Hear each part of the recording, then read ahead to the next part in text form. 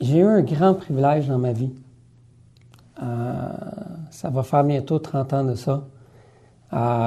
Stéphane Gagné m'a approché. J'étais au camp des bouleaux dans ce temps-là. On était dans un contexte d'après-Gibec. Puis il vient me voir puis il me dit, François, il dit, j'aimerais ça qu'on puisse signer une alliance ensemble.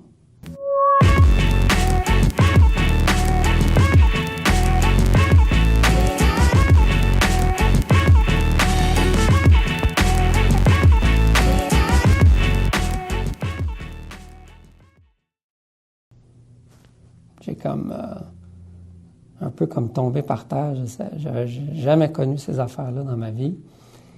J'étais au début de ma vie chrétienne comme adulte.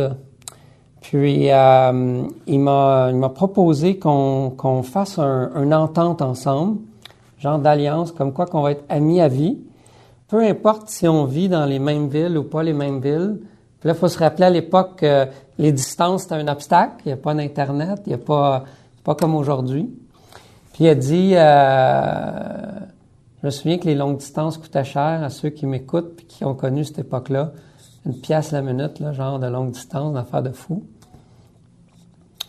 Puis il a dit, on s'engage, on va être amis, on va être redevables les uns aux autres, l'un à l'autre, puis on va aussi se donner des défis, on va être le gardien l'un pour l'autre dans notre marche pour Dieu, dans notre foi, dans notre zèle, puis il dit, serais-tu intéressé, tu sais? Puis je me souviens d'avoir été vraiment impressionné. Moi, j'avais pas connu ça, là.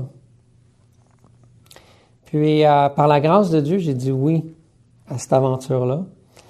Et l'année d'après, on a joint Yannick Etier dans l'aventure. On est devenus 3. Et puis, il s'est développé. On dirait que l'intentionnalité du choix d'être des amis pour la vie a créé une puissance relationnelle qui fait que, par la grâce de Dieu, on va célébrer 30 ans bientôt. C'est quelque chose qui est devenu le plus précieux. Bien sûr, il y a notre conversion, il y a notre mariage, nos familles, mais tout de suite après ça vient cette espèce de relation amicale extrêmement profonde qui a permis que quand l'un est faible, les autres sont forts. Quand un autre a besoin d'aide, les 2 autres sont là. Et puis, on a pu s'encourager, s'exhorter. Les gars voient nos angles morts, on les adresse. Et puis, le fait de vivre des choses, des repères, après, dans le temps, on a fait des voyages ensemble en même temps pour aller, des fois des voyages historiques pour aller connaître l'histoire de l'Église ou des voyages sportifs juste pour dire qu'on vit une richesse amicale ensemble. J'aimerais juste terminer, pour pas étirer parce que je pourrais en parler pendant des heures. J'aimerais encourager tous ceux et celles qui voudraient le considérer, de prendre quelqu'un, de dire on va être amis pour la vie. Et de ce type de grâce dans la vie chrétienne que je dirais, de moyenne grâce que Dieu donne, est quelque chose d'extraordinaire. On l'a vu dans d'autres personnages de l'histoire de l'Église, là je le vis.